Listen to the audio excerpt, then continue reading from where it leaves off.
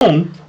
Yeah, I'm not. This is their house. You're trying to steal their house. No, that's not what I said. You were trying to steal their house. Listen. Steven wasn't giving you that house. This is Linda Polk, and while working as a nurse, she's accused of steering a dying man toward death, then forging her way into his house. In the spring of 2021, Polk begins providing in-home care for Jill Margolick of Macomb Township, Michigan. For a few years, her role stays simple, caregiver to an aging client. But by early 2024, Margolick's husband, 78-year-old Steve Zarnowitz, starts to decline as well, and Polk extends her services to him too. That October, Zarnowitz suffers a stroke. He's hospitalized, undergoes surgery, and ends up in a coma, placed on life support. That's when investigators say Polk makes her move. She identifies herself to doctors as Zarnowitz's niece, and using a power of attorney, prosecutors allege she fraudulently obtained. She authorizes hospital staff to take him off life support. He dies on October 19, 2024. Zarnowitz's real family isn't told he's gone. Polk never identifies them and has him cremated without their knowledge. With him out of the way, she allegedly turns to what he left behind, forging a quitclaim deed on his home, embezzling money, and opening and using credit cards in his name, racking up more than $10,000 in fraudulent charges. Detectives spend months building the case. In January 2025, the financial trail catches up to her first. She's arraigned on identity theft, along with charges for possessing and illegally selling a financial transaction device. But that's only the opening chapter. 3 months later, she's arrested again, this time for murder. Now, sitting across from detectives, Linda Polk has to answer for a death prosecutors say happened on her terms, not his. Okay, so just again, I know we covered this at the house, but I just want to make sure you understand you're completely not under arrest. You're not going to be placed under arrest. Mm-hmm. Okay? No matter what. Well, I'm going to tell you the truth, so Great. There's nothing to hide. Perfect. Okay. So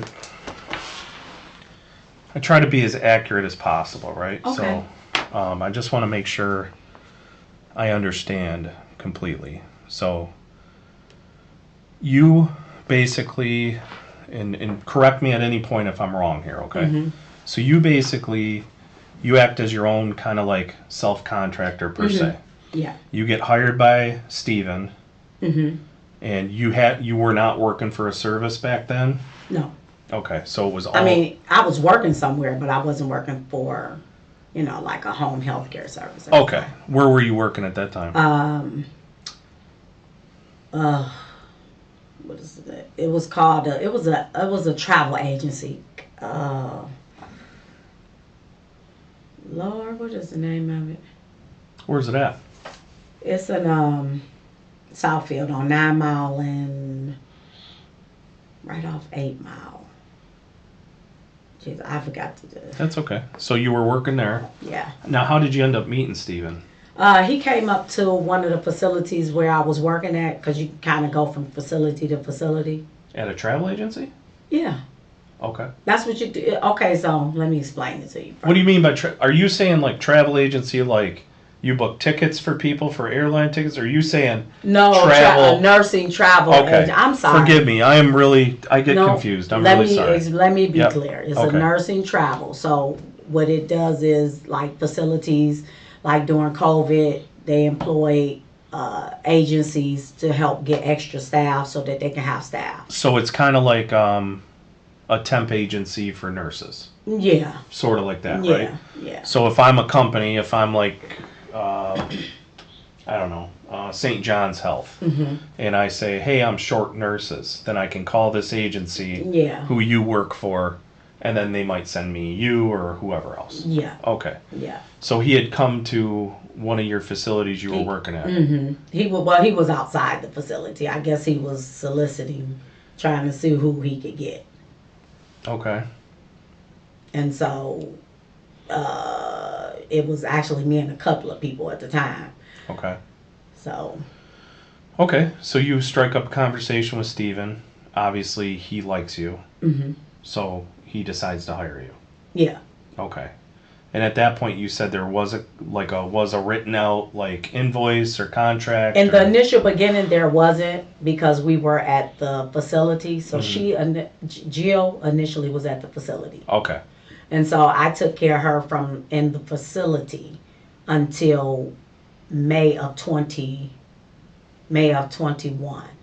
Okay. From Okay, so while you were working at the agency at the facility, you that's where you met Steven and Jill. Yes. Okay. So But I met him outside. He was just soliciting as we were coming in. Okay. So you were taking care of Jill there, and this was after she had contracted COVID and right, and she had some medical issues. Yeah. Okay.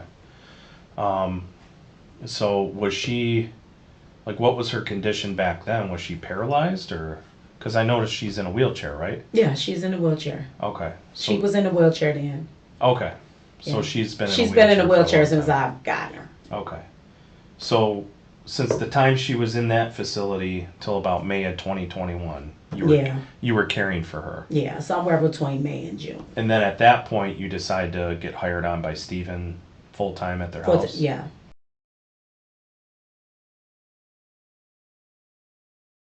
From May of 21 till July of 2024. Okay. Why did they move out here? She wanted to move, and so I said, "Well, move close to me," and they were like, "Okay." So you said you bought that Rivergate house 2 years ago? Yeah, my husband did. Your husband did. Mm-hmm. Okay, but you guys were together at that time.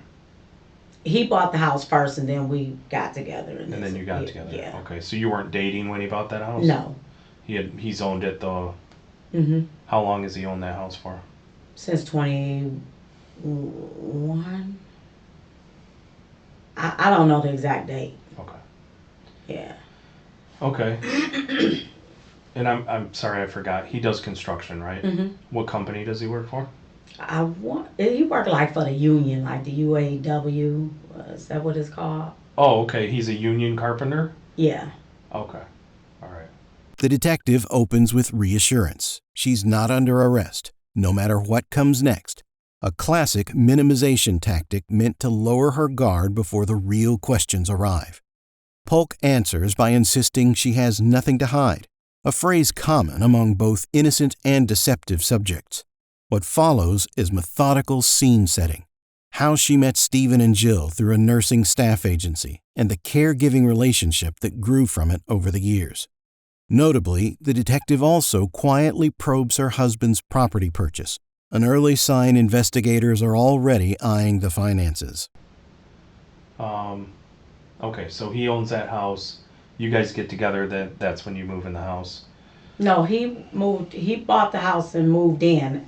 I met him and then You dated? I didn't move. Yeah, and we did. eventually Yeah, moved in. yeah. Okay. I moved in actually right before we got married, and then I moved out and then I moved back in. I gotcha. All right. Okay, so tell me about.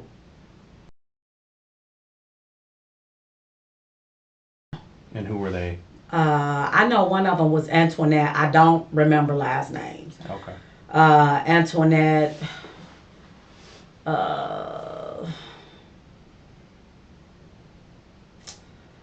It was a few of them. Steve had a couple of people. I can't remember all their names.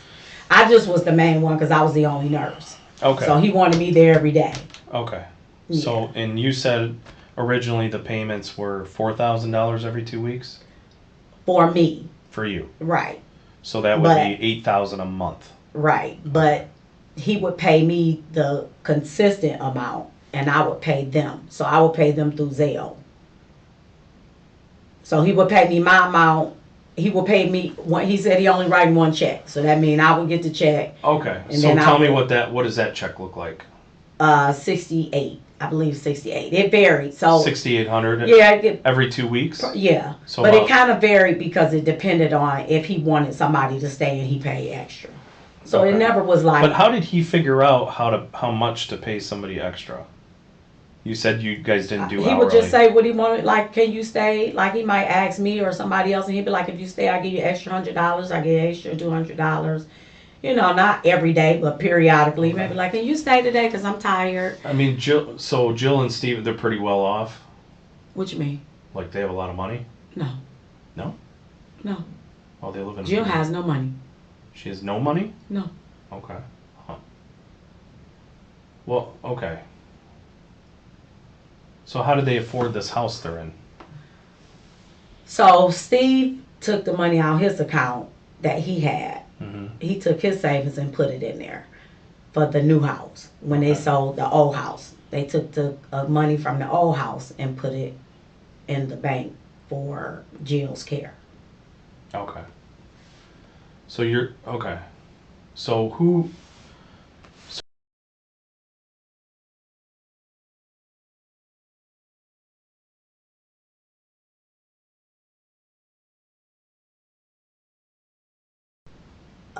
So I guess Jill and her first husband had the house initially when they got married years ago.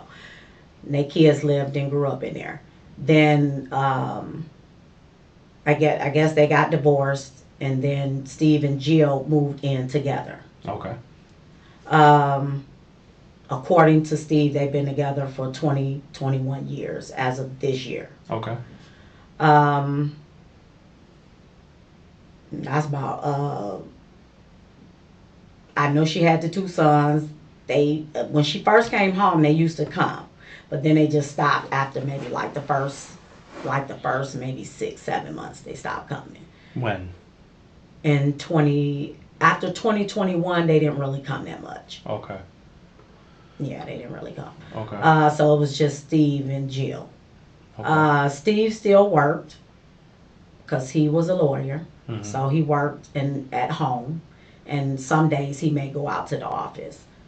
I don't know how they had their arrangements set up with them and whoever. I don't know. What do you mean arrangement? I don't... Like who was supposed to get the house and stuff like that, because that's what a lot of this is stemming from. Okay, but why... Okay. I'm saying between Steve and the boys. Oh, okay. Yeah, Whatever. so I don't Alright. know if they had any types of arrangements or nothing like that. Okay. But I know when Steve got this house over here, so Jill said one day to Steve, I want to move. She said, because I have a lot of bad memories. And clearly her ex-husband was abusive to her. Okay. And she's like, I want to move. So he said, okay.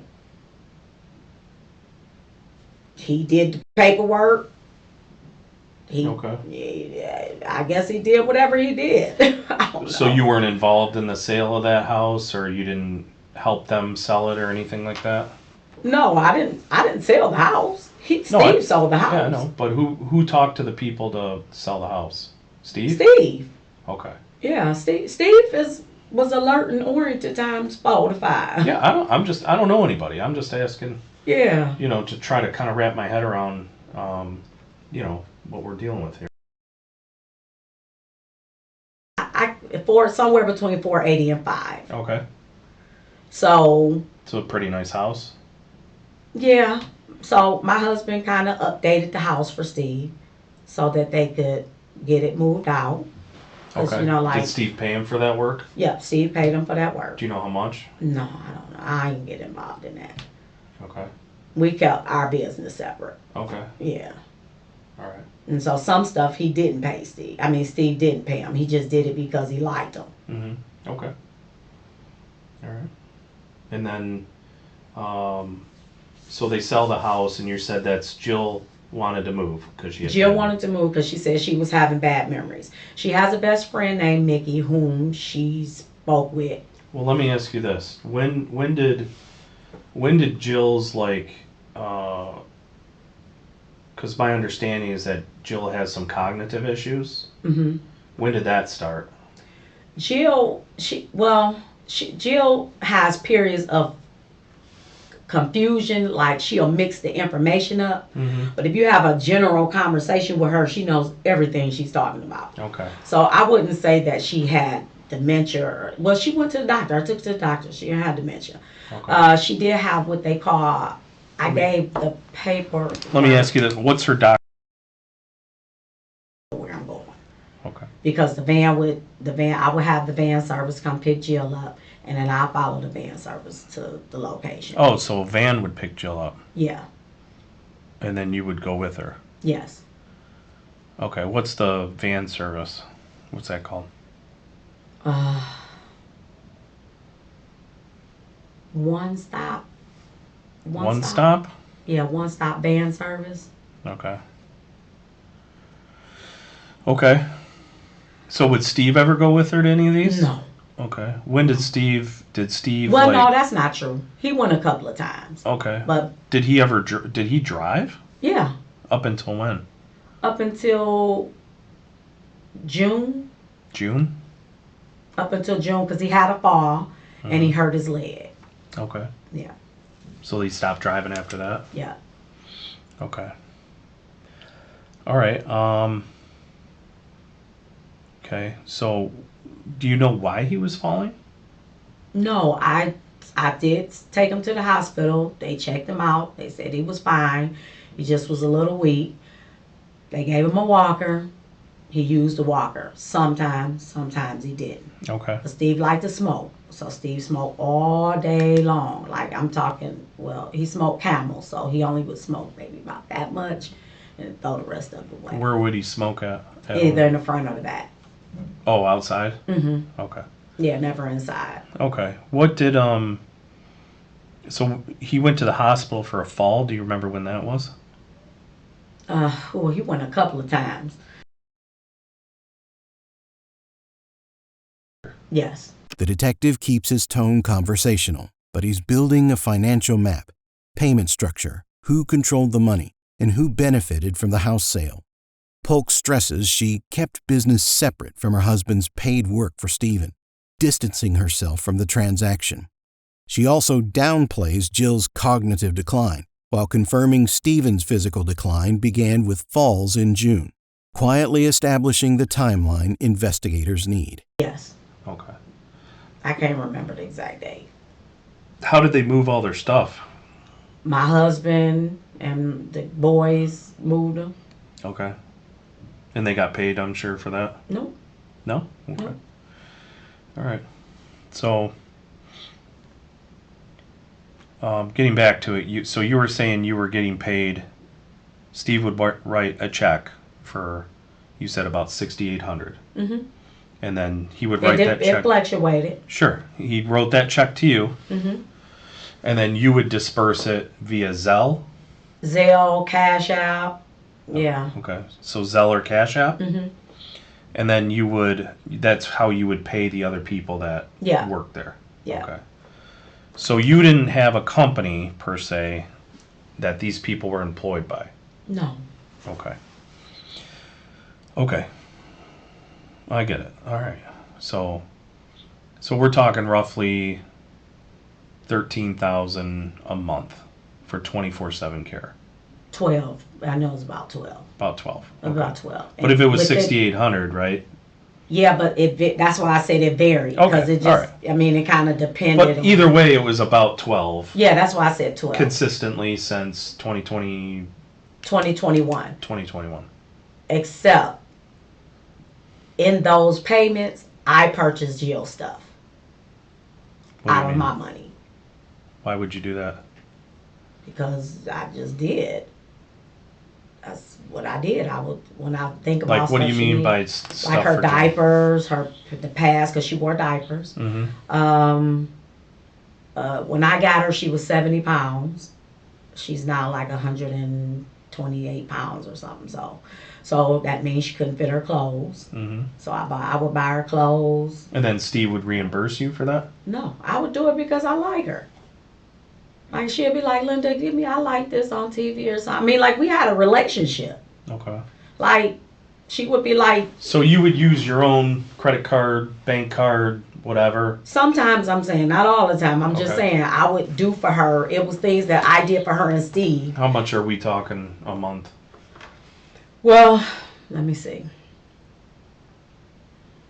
Diapers. Give or take, she may use 2 packs of diapers a month, which is probably like $35 or $37 a piece.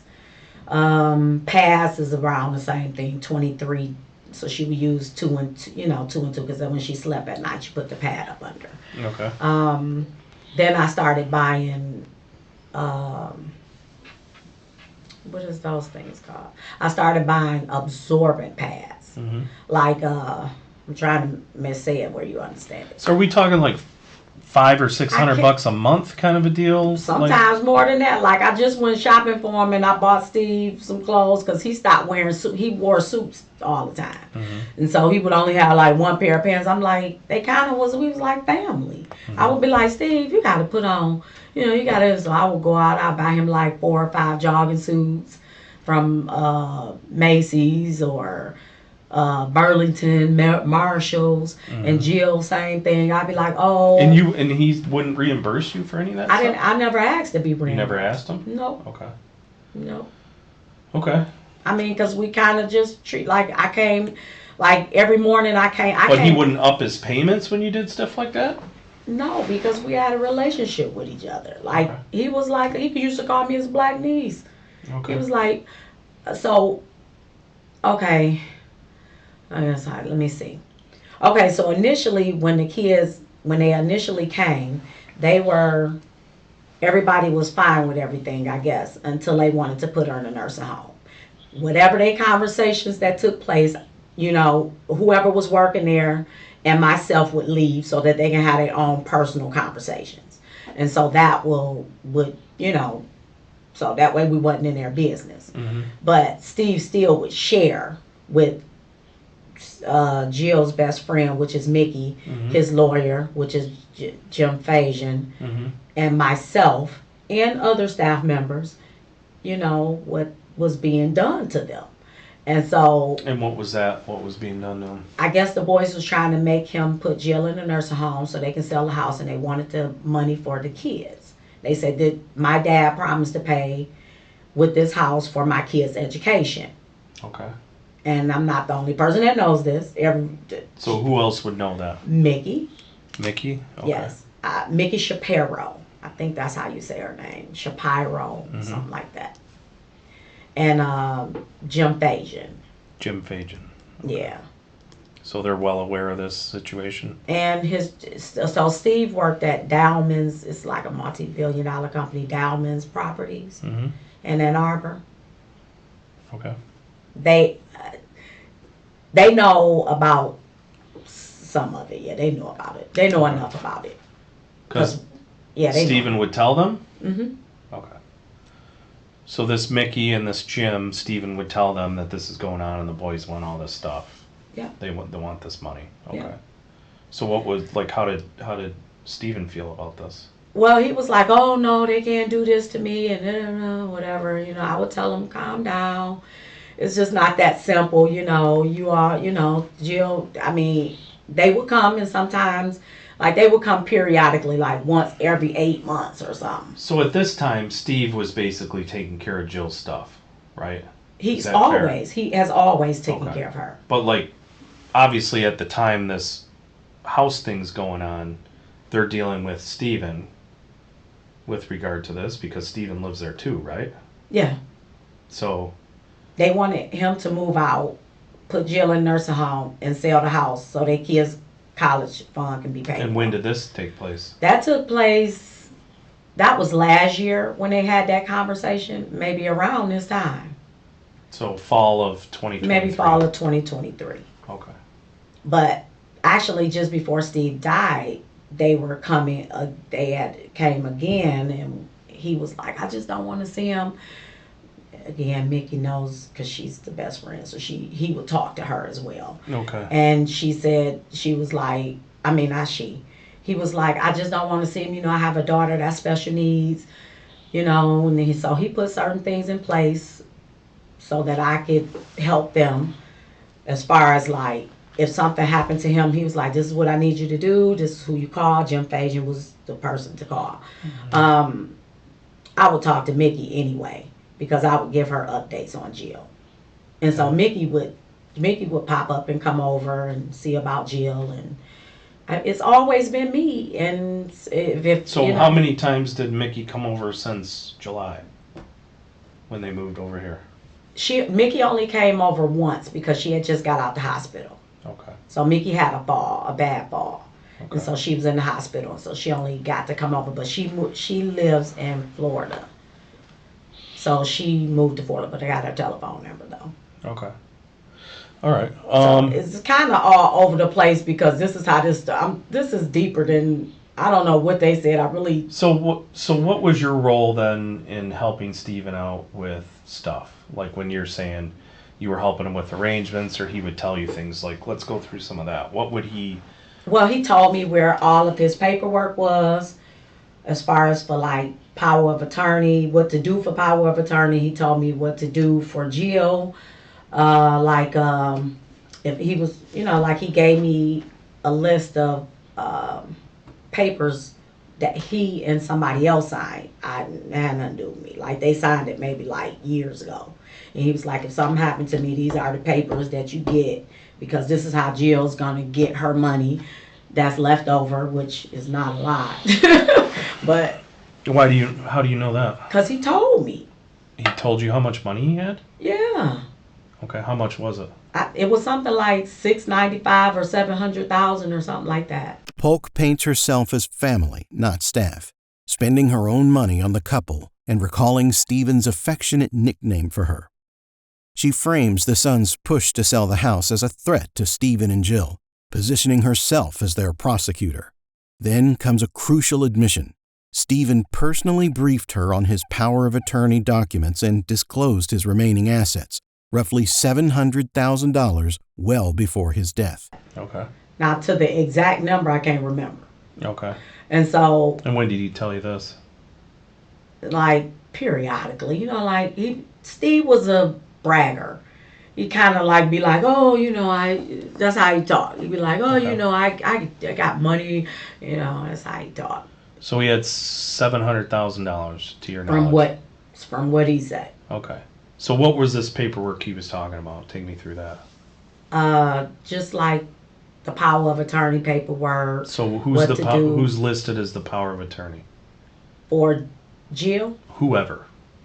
How many power of attorneys are there? It was two. Okay. There were two. Okay. So it was one for Steve initially when the boys started trying to threaten him to take put him out and take the house or whatever. So then he got power of attorney. Over Jill. Yeah. So it was Steve over Jill. Yes. So she signed over her power of attorney to Steve. Yes. Okay. All right. Yes. And they also got married in the process. When did that happen? I want to say they got married in March. March of 2024? 2024. Okay. How did they get married? Steve had a priest come over and marry him. Okay. Yeah. He was like... At Farmington House? Uh-huh. Who was there when that happened? Steve, the priest. I was there. And Jill. What kind of priest? No, he wasn't Catholic. He was, I think he was Jewish. Okay. But it was a priest? Yeah. He said he was. I mean... Okay. Did they fill out a marriage license? Yeah. Okay. Huh. All right. Well, why would they get married after so long? Jill says you wanted to get married. That's when she still had her faculty. She was like, Steve, when we gonna get married? Like they having normal conversations every day. Like, today is today. Mm-hmm. She would ask him periodically, Steve, when are we getting married? So Steven and Jill get married in March of 2023. Yeah, I believe it was March. Okay. But you were there? Yeah. Okay. And who else was with you? The priest. So you, the priest, Jill, and Steve. And Steve, and that's it? Yeah. Okay. Okay. So no other family members were there? No. Okay. All right. So The boys knew that she was married. so after March, so then the decision at some point's made to sell the house, right? Yeah. Okay. But here, I'm sorry, don't let me get too Because far ahead. I'm too So the far power of gone now. attorney, the power of attorney. So there's a power of attorney that Jill signs, makes Steven her power of attorney. Is that correct? Yes. Okay. And then you brought up another power of attorney. I know we talked about it at the house. Right. That was the power of attorney for me because Steve had got sick. And he was like, you know, somebody going to have to help take care of us. Okay. And I was like, okay. Initially, he asked me to do it in August. Mm-hmm. And I was like, nah, ain't nothing going to happen to you, Steve, or whatever. Mm-hmm. And he was like, you know, so I'm like, well, we'll talk about it a different time, which came up to the October date. Okay. And then he had the stroke. Actually, that I want to say it was the same day he had the stroke. So it's you, the witness, the two witnesses. You said, who was it again? And Jill.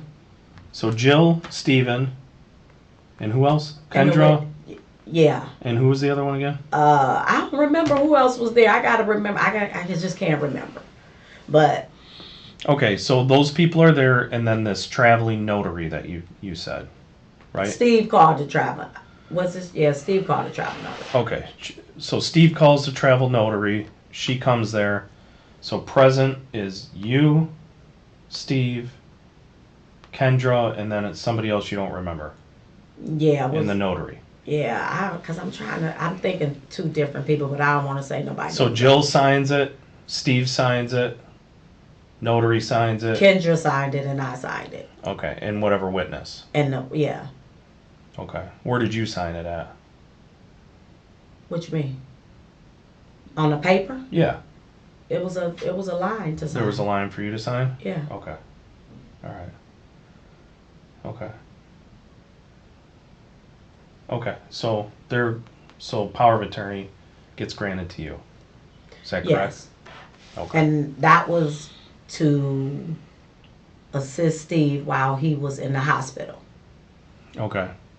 So that's how he ended up. So getting you're the saying surgery. the same day he has a stroke and goes to the hospital. Within 2 hours, he had a stroke. Okay. He was going in the front room. We was helping him walk with the walker because he said his leg was hurting, and then he went out. Okay. He actually coded. So he goes to the hospital, and take me through that. What happens there? At the hospital, the nurse practitioner come out. She talked to me. I told her I had power of attorney. She asked me, what do you want to do? I called Jill. I said, what you want to do? She like, let him have the surgery because it was I want to say it was a surgery. Yeah, it was a surgery. To maybe move some clots or something. I can't remember it all in extensive. However, they did whatever they was going to do. I stayed at the hospital all day with Steve waiting on them. Then when they finally came to get me, I went back to see them. Waiting on them. What do you mean? What is The that? hospital. Okay. I was still at the hospital. Okay. I stayed there the whole time. And that was the first day he went there? Yeah. You were there the whole time? Yeah. Okay. What was the nurse or whoever you talked to? No, I don't remember their name. Ooh, okay. I mean, that's a lot of names. Well, I mean, I can't you're remember. a nurse yourself, right? Yeah, and I can't remember everybody's Okay. name, though. All right. Yeah. All right. The timing here is damning. Polk secures power of attorney the very same day Steven suffers his stroke, hours before the emergency that put his life in her hands. She frames it as reluctant, claiming she initially refused his request months earlier. Notably, only she and a priest witnessed Steven and Jill's private marriage with no family present.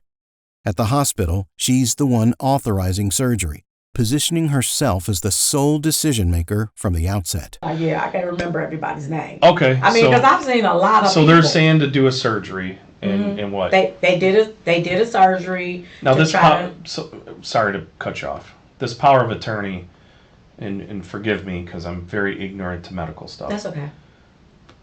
Is this something you have to present the hospital when you go there? And like, do you have to like show them this power of attorney? Like, how do they know?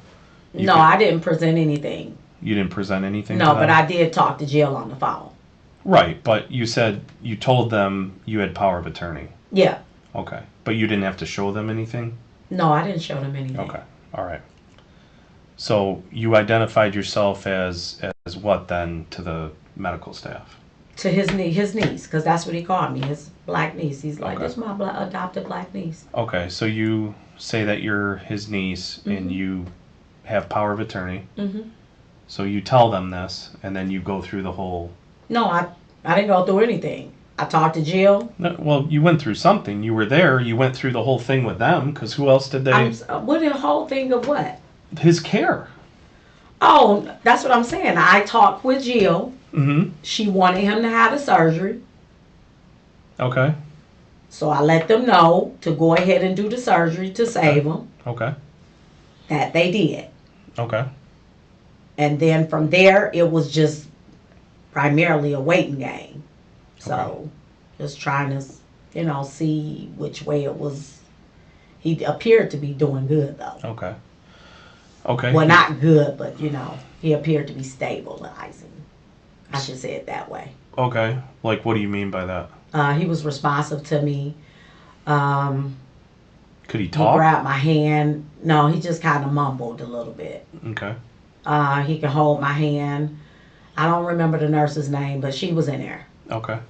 And she was like, oh, wow, he responds to you. He's doing what he wasn't doing. And you called him. He responded. He grabbed your hand. He turned his head. He blinked when I asked him questions. Mm-hmm. Okay. Yeah. All right. So then what happens after? How long was he in the hospital for?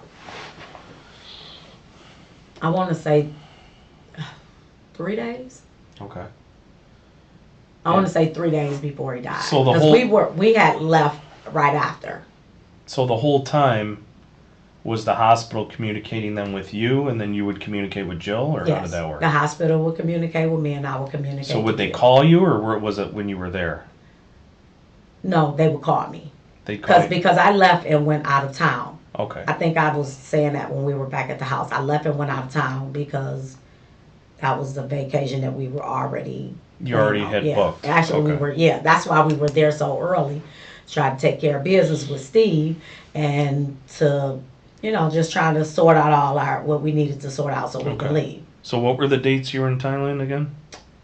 19 through the 23rd or the 4th. Okay.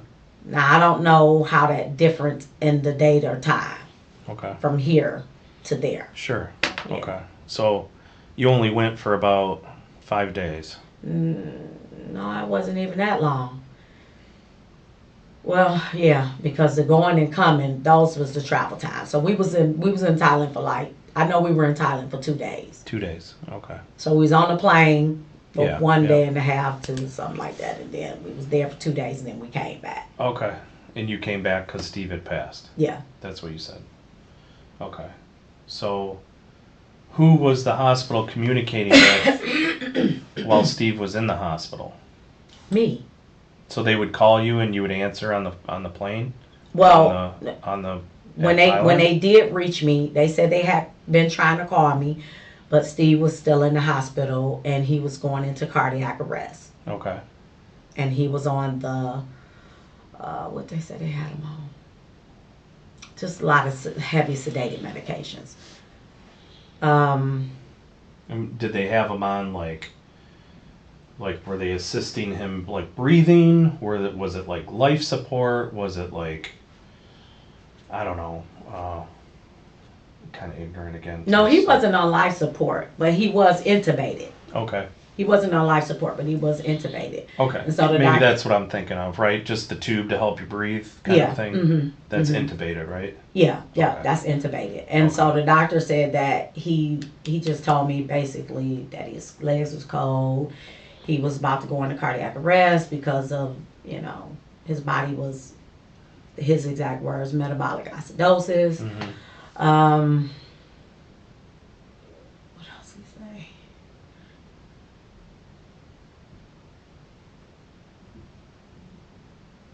I can't remember it. I can't remember it all right at this moment. But that's for the gist of it. Okay. Then he called me back like 30 minutes later and told me that Steve had died. Okay. So then me and my husband, we stayed in Thailand that extra day, and then we came because we wasn't able to get another flight back out until the day that we came back in. Okay. Came back in. All right. So, okay. So they're calling you on the phone, kind of keeping you updated what's going on. No, they just only called me twice. Okay.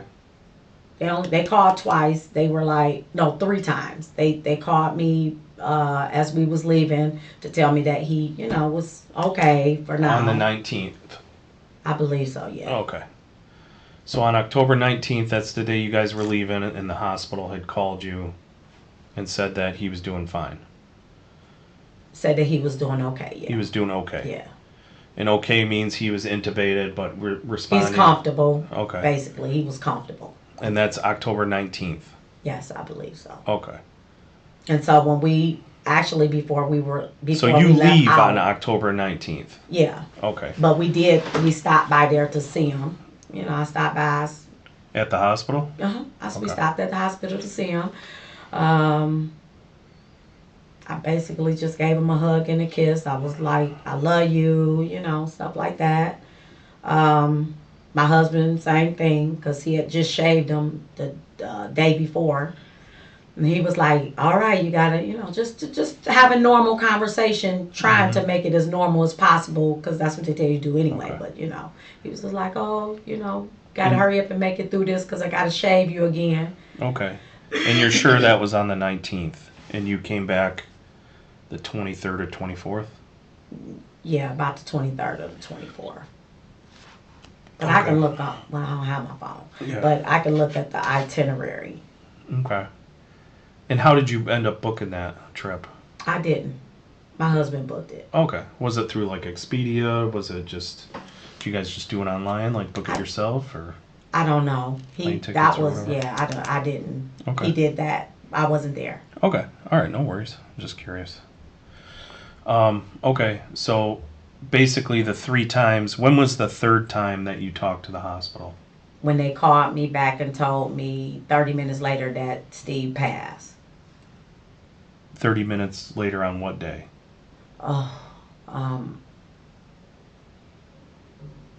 Was it like the day after he was in the hospital or 2 days after? Was it? Yeah. I mean, if you know dates. It was like a day while you were after. gone, correct? Yeah. It was like a day. So you guys leave the 19th, and then you The said. day we left, we got on the plane. We was on the plane for 11 hours, 10 hours. And then we got to Turkey. They called us and told us that they had been trying to reach me and that Steve was going into cardiac arrest. He was still intubated. For now, they're keeping him comfortable, but he's not going to make it. Okay. And what'd you say? I What said, was your okay. response? I said, call, make sure you keep me updated. I said, because we can't, they've already sent our luggage, so we're going to have to go. And then once we get there, we can rebook our flight and come back. Okay. Because we were in Turkey. Okay. Then he said, okay. That was the doctor. Then the doctor called back 30 minutes later, approximately. And you're on a layover in Turkey at this time? We're on a layover in Turkey. Okay. Then he called me back to tell me that Steve had passed. I actually was crying, so I didn't finish the conversation. My husband told the doctor that give me a minute and I'll call him back once I got calmed down. Okay. So at any point in time, did you instruct the doctors or nurses or anybody, did you instruct them to take Steve off of life support or No, they never asked about taking him off life support. Okay. Polk's account directly contradicts the official narrative. She now claims doctors never asked her to remove Steven from life support and that he wasn't even on life support, only intubated.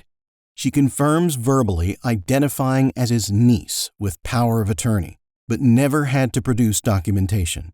Notably, she and her husband were vacationing overseas when his condition deteriorated, learning of his death via phone during a layover in Turkey, distancing herself physically from the final decision. Okay. So they never asked you, like, what should No, we because do? he What do you wasn't wanna on life. do? He wasn't on life support. Okay. He was only intubated. So he died while intubated? That I know of. I don't know. I mean, I don't. He just called me back and told me that he actually passed away. When I did calm down a little bit, I And called what doctor back. was that called you? What is his name? I don't know his name. You don't remember? Okay.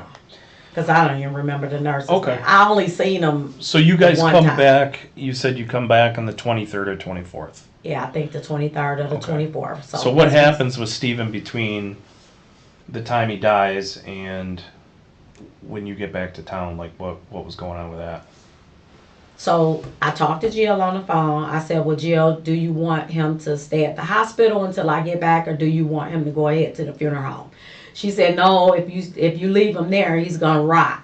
That was just her words. I said, well, no, he won't rot. He will be on ice. I said, but if you want him to go to the nursing home, not the nursing home, to the funeral home, I'll have to call around to some different places to see who can pick him up so that he could be, what they call that when they prepare the body, embalm. And that's what Steve wanted? Huh? You said Steve gave you his arrangements and what he wanted to do. If Oh, something yeah, happened. not like what funeral home and nothing like that. Oh, I was he talking didn't give about, you I was that? talking to Okay. Jill. Jill All right. was, Jill was saying that she wanted, What was the phone number you were calling Jill on? I think it was Paulette phone because Paulette was there. Paulette was there with her for 3 days. Something like Okay. I think 3 days. All right. Okay. So Paulette she would talk to me, and we talking, I'm consoling her. So I told her I would call around to see what the funeral homes were around or close by who can pick them up. So she kind of was like, okay, well, just let me know. We just got to figure it out. Hurry back home, so forth. Trying to remember everything. So, Okay, so then then we booked. I finally got a flight that was coming back that we can get on to, come back home. oh, so you were making all these calls from Thailand? Yeah, Oh, all right. yeah. Jeez. And between time, I was trying to keep up with Jill as well because she was very upset. But you're saying Paulette was, and what was Paulette's last name again? Kincaid. And she was there the whole time? Yeah, she was there the whole time. Not Kendra. Just Paulette. No, Kendra was there the day we left. But Paulette came to stay for 3 days. She was, because she don't drive, so she like, oh, this is far. I'll just stay the whole 3 days, and then Kendra didn't have to come. Okay. So she just stayed the whole, like overnight, Okay. 3 days. All right. And so we kind of like talked, we prayed, we talked, we prayed. I talked to Jill like every time. So, and sometimes I couldn't call because the way. But you were talking to Jill via Paulette's phone, you're saying? Yeah. Okay. And you don't probably remember that number, or you do? I don't have it. I don't. Okay. I don't. That's all right. No Yeah. worries. And Okay. so we talked to Paulette. We talked to Jill. We just kept calling Jill, checking on her, making sure she was okay. And then I got sick. Then I don't know, maybe because I was stressed. I don't know, but I got sick. So then when we got ready to get on the plane, I had chills. I had sweats. I was like, oh my God, I'm feeling sick. So of course we're on our way home now. Oh, before you got on the plane coming back, you said you started. Yeah, we was in Turkey. Okay. You never made it to Thailand? No, I'm saying coming back home. Cause Oh, you laid over in Turkey again? yeah, Oh, all right. Yeah. All right. I see what you're saying. yeah. So we laid over in Turkey for 24 hours. Okay. So that's when I started getting sick that day. Okay. When we got off the first plane, after about a couple of hours, when the evening started coming, I started feeling sick. I started getting chills and sweats and shakes, and then my throat was hurting and itchy, scratchy. And then the next, so we got a hotel room. Yep, we got a hotel room. Then we went back to the airport. By that time, I was fully sick, so I couldn't even talk by that point. We sat in the airport till the flight was ready to leave because From Turkey. Yeah, from Turkey. Okay. And then you land in Detroit? And then we came into Detroit. Okay. What airline did you fly on? Turkey. Turkish Air? Yeah. Oh, okay. All right. Okay. Okay. So once you get back, then what's our first course of business when we get back here? When I came back, went to Jill's house. Just kind of was talking to her. My husband was. I didn't really go in there too much. I just kind of tried to talk to her a little bit and wrote her a couple of notes because she couldn't really hear me, so it was pointless of talking. I was asking her via paper, what do you want me to do? She was like, I don't know, let's just try and figure it out. I was like, do you got the health insurance? I mean, not health insurance, life insurance, so we can call because they've already embalmed him and we're trying to get the services together. And so I was real squeakish. You couldn't really hear me, but you can hear me. But Okay. not like in person you can, but not over the phone. Sure. So I got a hold to Jim Fajan because I remember when when he was like coming to from when I brought him back, he was like, Jim Fajan, call Jim Fajan. So I was like, dang, I don't have his number. Wait, who said that? I'm sorry. Steve. Steve. And this is when? This was when he came. So he coded, meaning he stopped breathing, pause, stop. Yeah. I did CPR. Okay. I brought him back. He was like, he just was kind of mumbling. Okay. Jim Fajan, call Jim Fajan. Okay. So I was like, I don't even have his number. Okay. So I did end up, I searched him on the lawyers in Ann Arbor on the internet, and I found his number. Okay. So you called Jim Fajan? I called Jim Fajan. Okay. And what did you say? And then I told Jim Fajan, I said, from here, I don't know what to do because this is not what I know to do. And when was that do you remember what day it was that you called Jim Fajan? I called him probably about 4 days straight because he didn't respond because he said he was out of town or something. So would that been? And then he called me back. So you get back on the 23rd or 24th. So you're saying you probably didn't talk to him till the end of the month almost? Probably within. Was it within? Let me see, because he called me back. Okay. That's how he called me back. So he calls you back after about 3 or 4 days because you couldn't get a hold of him. After about 3 or 4. Okay. So then what's the conversation with Jim at that point? I basically told him what happened with Steve. I told him what Steve said. I told him the information that Steve gave me. And what was that? And that was the will and trust. Mhm. That was the notarized power of attorney. I sent that to him. I sent the trust. A copy of the trust, and I sent what else did I send him? I think that was it. Polk reveals the body was already embalmed before any real family conversation about arrangements, a decision made entirely between her and Jill. Once home, her first move isn't grieving family, but tracking down Steven's attorney, Jim Fajan, hunting his number online and forwarding him the will, trust, and power of attorney herself. She positions this as helplessness, but it's Polk, not any relative, driving the estate process from day one. Okay. I think that might have been it. We did conversate. Then I was trying to call people, but they couldn't hear me. So what then were I you waited. asking Jim Fajan for? What was he going to be able to do for you? I Well, guess I don't- Steve said that was who was going to take care of him when he passed. Okay. Now that was before that day. I'm Okay. talking about All like right. previously, prior to. Prior to. Okay. Yeah. All right. Like he would be like, if something happened to me, make sure you call Jim. Okay. All right. So Jim Fajan is pretty much no help at this point, is what you're saying. Yeah. I mean, no help as far as helping me to get him. Yeah. Well, no, he was trying to locate people. Okay. You And know, locate locate- who? His brother, Okay. Steve brother, Okay. because Steve have a brother. So we're talking October 28th-ish. If you got back on the 23rd or 24th, you're I started saying... calling him before I got home. So you were calling him from Turkey or Thailand? Yeah. I was calling from Turkey, not Thailand, from Turkey. So I was looking him up, and then when I was calling different people Okay.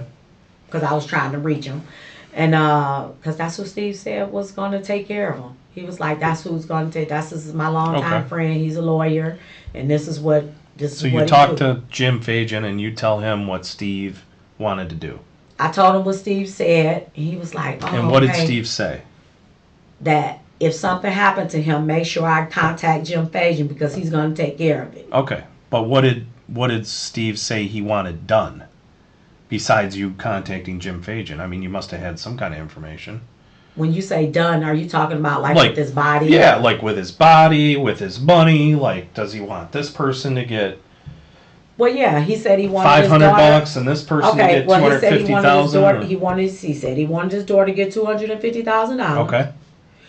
Okay. He said the rest is going to go to Jill. Mm-hmm. And How much was that? I don't. Well, deduct the $250. I'm thinking if he only has 6 something to 7, then whatever's left over. from Okay. And that goes to Jill. that. Right, and that will go to Jill. All right.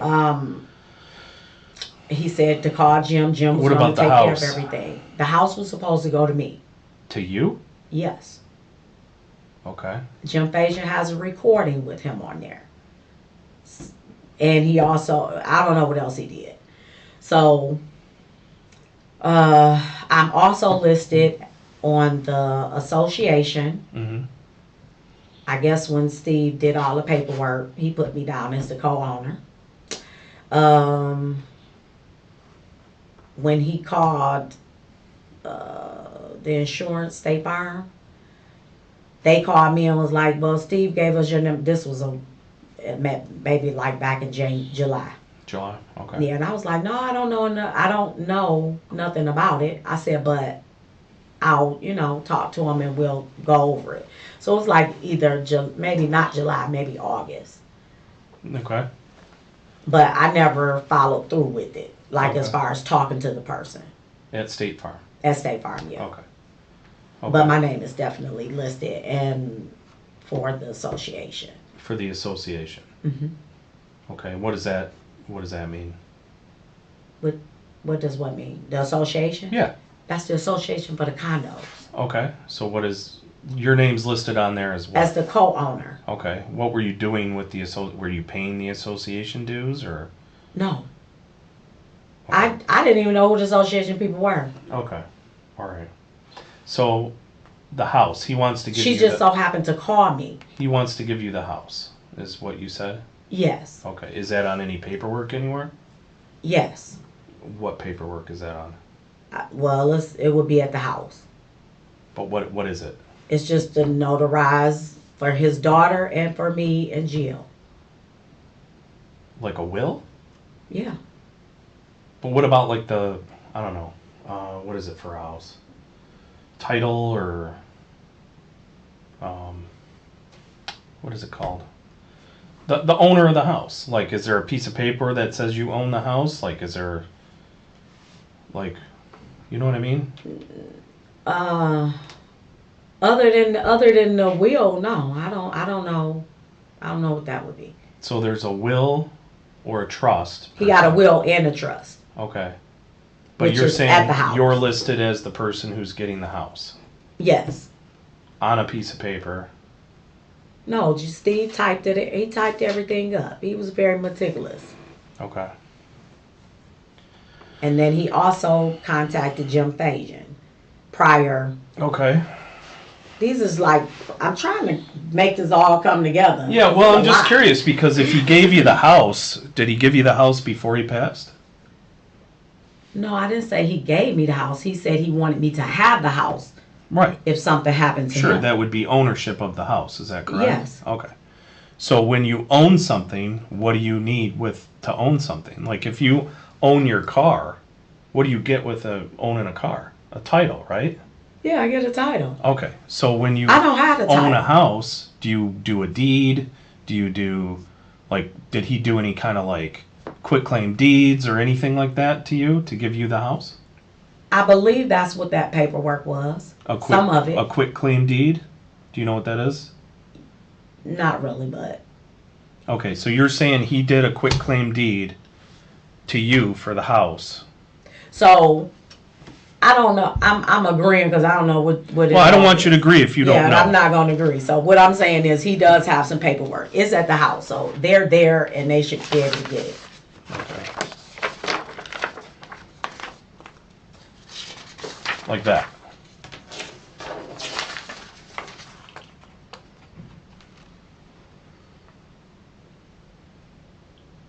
Yeah. Okay, and that's it? No, it was a notarized letter. Yeah, this is notarized right here. You said, "Is this it?" Yeah, this is a I copy said, of yeah, yeah. Okay, this is the quitclaim deed that you're talking about that he gave you the house. Yeah, I didn't say it was a quitclaim deed because I didn't know what it was. Okay, but you recognize this as being the same piece of paperwork that you signed. One of them, yeah. Correct? Yeah. Right? Isn't that your signature? Right there? Yes. Okay. So this is a document you signed that would give you possession of that house. Is that Yes. correct? Okay. All right. Okay, so he gave that to you on the 14th of October. I guess. Do you want to read it?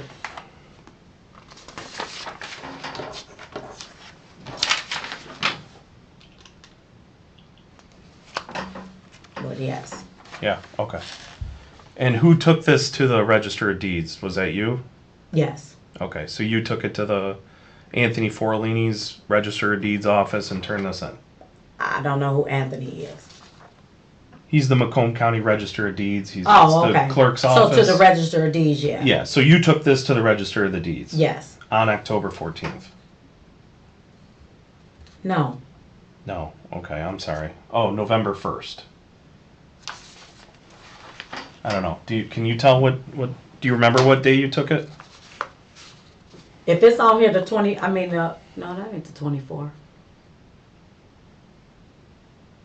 Is that, no, it ain't November the 24th.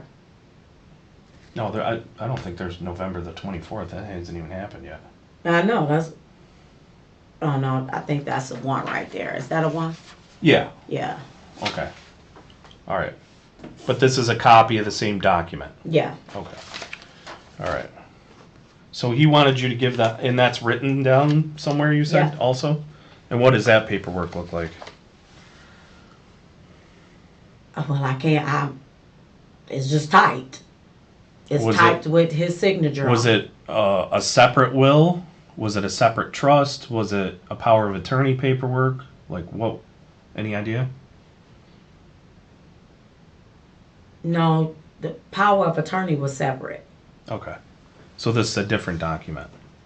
Yeah, it's just a typed document with his signature on it and my signature. Okay. And that's it. So like on this deed, for instance, obviously it's notarized. So this would have been Steven, Kendra, the notary was present for this on the 14th of October. Yeah, it said 14. Okay. Whose signature is that?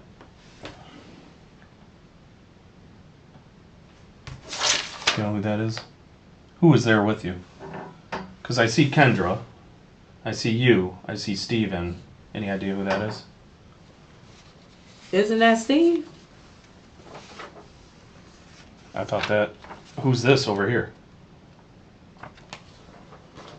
This one here. Who's that? I thought that was Steve. I don't know. It was You only don't three remember? people. Yeah, it was You don't. The evasiveness thickens around ownership. Polk claims she never agreed to quitclaim deed terminology, yet the detective produces the actual notarized document, her signature on it, and hers alone filling it with the Register of Deeds. The date matters most, October 14th, mere days before Steven's stroke, meaning the house transfer was executed while he was still fully capable, not as some deathbed gift. Remember who was there? So it was you. No, it wasn't but three people there. So Kendra, Steve, you, and this guy Steven who notarized this. This guy down here, Stephen McLean, because it's notarized. Yeah. Okay. So those were the people present when this document was signed. Yeah. Okay. All right. And you don't remember Kendra's phone number? No, Okay. All right. not by heart anyway. Okay. So he gives you the house. So do you tell Jim Fajan that? Yeah. Okay. Okay. But and Jim then- Fajan has a recording with him when he called him and told him that. Stephen called him and told him that. Mhm. Okay. And when was And that? about- When did he call? Nah, I don't know the exact date. I don't know that. Okay. That was just a conversation that we had then. Okay. Okay. So what happens after that? So let's get back to Stephen's embalmed, right? And you're trying to figure out what to do with Stephen at that time. You had called Jim Fajan, right? Yep, I called Jim Fajan. And then who do and we then I talk talked to after that? Dennis Dowman. Dennis who? Dowman. Who is that? That's just Steve's job. Steve's job. Steve's job, yeah. Okay. Okay. So you talk to him and he says what? Oh no, I was just letting him know. That Steve died? Yeah. Okay.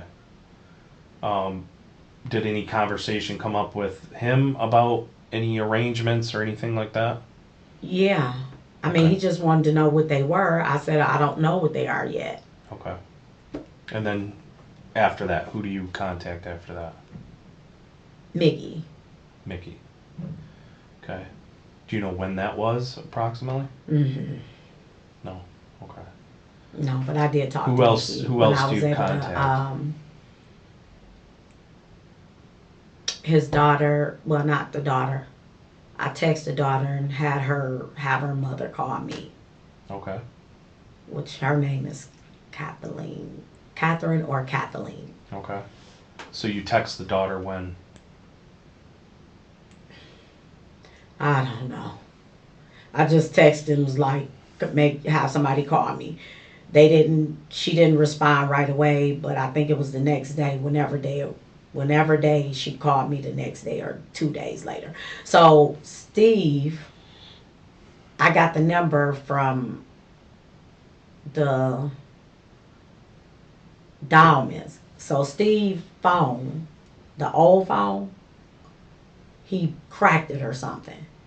So when my husband took him to go get a new phone, they couldn't transfer the old information to the new phone, but you couldn't get the old information off the old phone, Okay.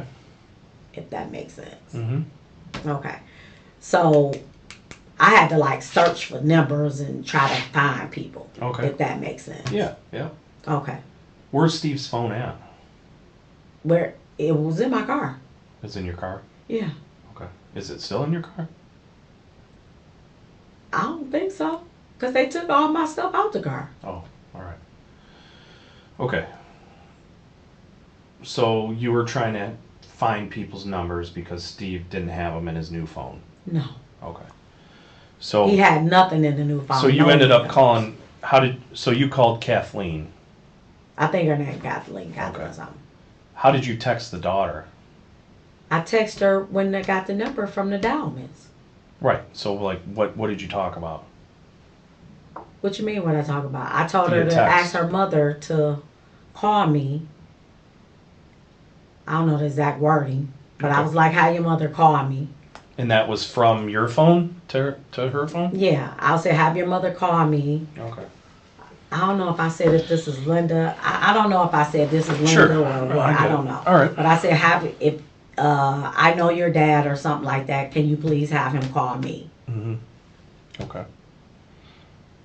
Okay. So then who else? And then Who else do you end up talking to? I talked to who I talked to.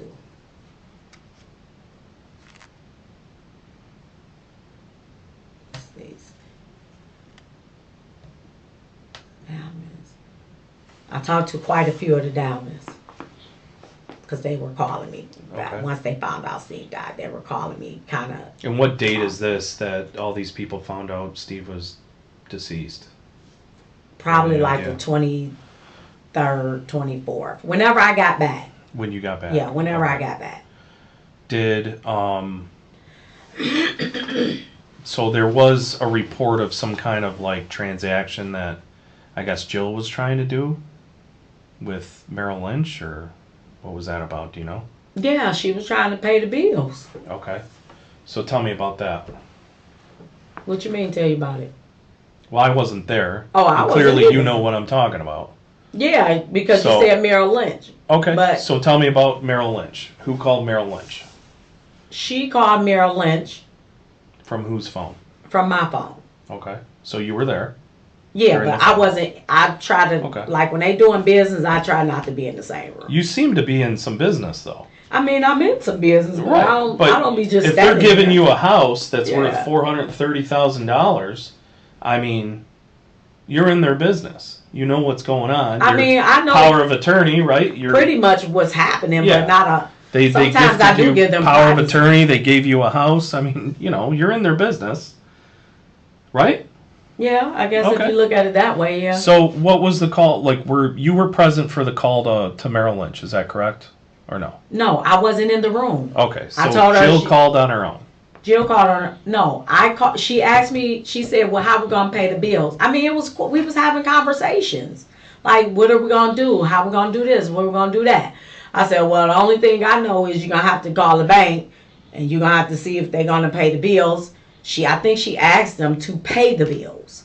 Okay, and how much money did she ask for? Do you know? No, Okay. now that I don't know. Okay. I don't think she asked for no particular amount of money. Okay. At some point, did you talk to Arthur, Steven's brother? I talked to Arthur. When? I forgot I talked to him. You forget a lot of stuff. I gotta be honest with you. You know how much I've been through? Oh, I'm sure, but No. I'm very like sometimes I'm just like sitting here thinking to myself, you're telling me you're this nurse, right? Which Yeah. which I hold nurses in very high regard, but you don't. Okay. All right. So, but that And was he Henry also will Ford. take Tylenol too. When did he go into Henry Ford again? He went into Henry Ford in August. Was he admitted in Henry Ford? He was admitted into Henry Ford for 3 days. I think it was 3 days. Two or three. And that's the one right here, over here in 19 Mile and Garfield? 19 Mile in Garfield. Okay. But you think that was August? I believe that was August. So he didn't go to the hospital September or October other than the McLaren? He went a couple of times. That's what I'm saying. He went quite Well, a that's few not times. what you're saying, because you said the last time he went was August, besides this last time he went and died there. So, you tell me, you're the nurse. He went to, let me see, he went to Henry Ford. Did he go twice to Henry Ford and once to McLaren?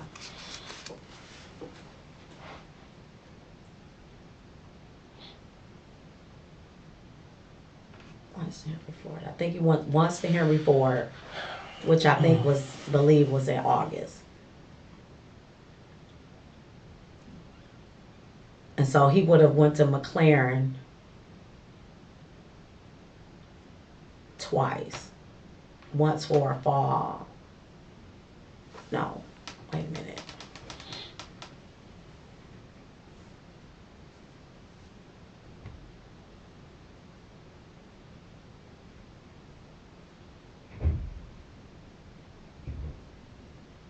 It may have been September, not August.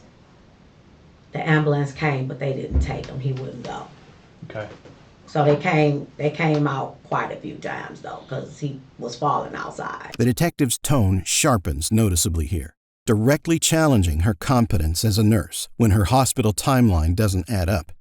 He also forces a key concession when he points out she stood to inherit a $430,000 house.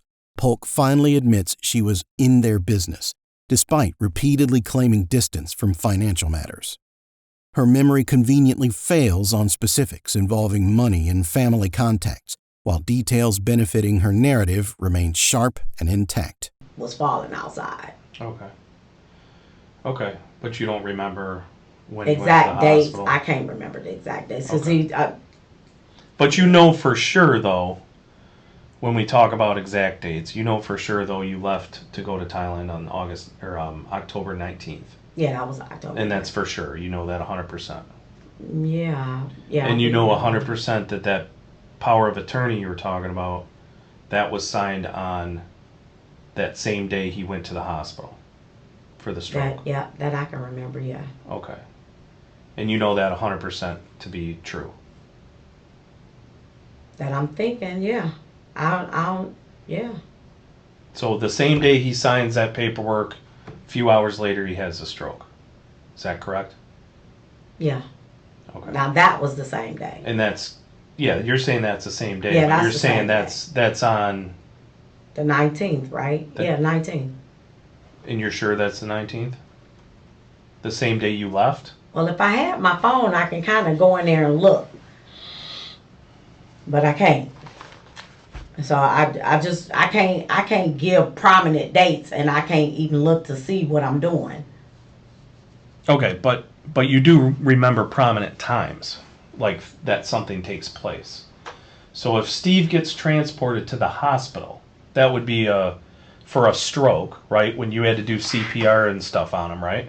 Yeah, I did. That's CPR on him. that's a memorable day. Well, 'Cause you didn't do CPR. It was a memorable day. Hang on. But it was a very emotional day too. Hang on. Let me ask this. How many times did you do CPR on Steven? Once. One time, right? That same day he went to the hospital. Is that correct? Yes. Okay. That is the same day you're 100% sure that he signed that paperwork? Yes. Yes. Okay. I believe so. Yeah. All right. Okay. That's what I was. So. Okay. So that to I'm you not, that would be a memorable day of a series of events that took place that day. Because you don't do CPR on somebody every day. No, you don't do CPR. But here's the thing: when you're doing CPR, when you're doing CPR, you got adrenaline rush. You're moving, and you're just moving fast. Sure, but So you would things remember are that kind of moving fast. that's the same day happening. that here he is. He signs this paperwork, and then a couple hours later So he are has a y'all stroke. trying to say I killed him? No, that's not what I'm saying. Oh, Are you? that's what I feel like. I feel like No. I'm just trying to get because you can't remember anything, Do you? which is Because you don't crazy to me. know- That listen. you're this nurse and you're an educated person and you can't remember jack about your patients. What Which did I is- remember which is- about my days of that things I took can't, how am I place. going to be remembering dates? Well, I don't know. It's not every day that you do CPR on somebody. Yeah, but what did I said I did the CPR. Okay, so you said the same day. Actually, you know what? I got I it mean, right here. because Is this what we're talking about right here? This power of attorney right here? it was another page, I think. Yeah, this is the paper. Okay. So he signed that the same day he went to the hospital. Yes. Okay. I And he think was so. present when this document was signed. That's correct, right?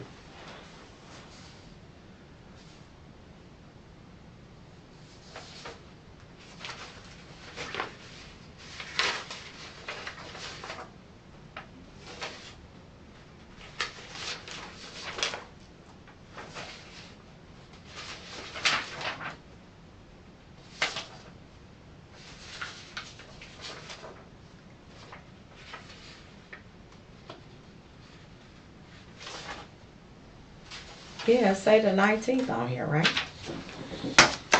So the same day he was taken to the hospital is when he signed this And you said he was present for this signature. Yes. Okay. And And which signature, lot, just because so- it's hard to make out, which signatures is his?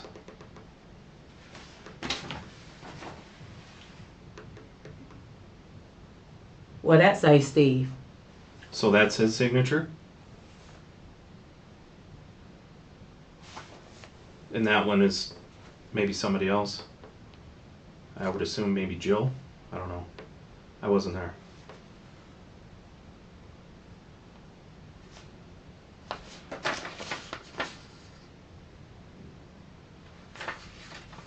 I don't know what that say, but I know that say Steve. Okay. But you were there when this document was signed, is that correct? I was there when the document was signed. Okay, and this notary, you said Steve contacted the notary? This lady here?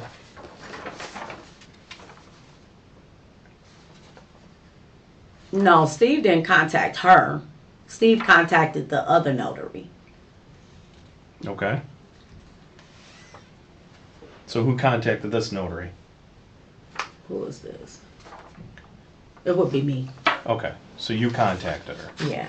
Okay, so she came to the house, and you said that Jill was there, Steve was there, Kendra was there, and you couldn't remember who the other person was.